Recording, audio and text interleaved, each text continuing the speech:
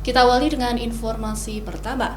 Saudara, ribuan mahasiswa dari sejumlah universitas di Aceh pada Senin siang menggelar aksi unjuk rasa di halaman kantor Dewan Perwakilan Rakyat Aceh.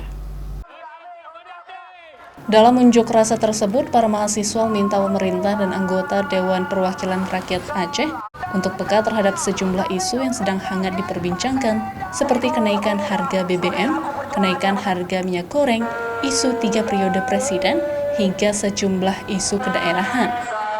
Para mahasiswa yang berkumpul sejak pukul 15 waktu Indonesia Barat di gedung DPR Aceh, selain melakukan orasi, membentangkan spanduk dan poster, juga menyampaikan aspirasi melalui puisi yang dibacakan oleh para mahasiswa. Sejumlah anggota Dewan Perwakilan Rakyat Aceh dan Wakil Ketua juga terlihat mendengarkan aspirasi mahasiswa dengan duduk bersama. Terpantau hingga pukul 18 waktu Indonesia bagian Barat, aksi unjuk rasa masih berlangsung. Syahril, Kompas TV, Banda Aceh.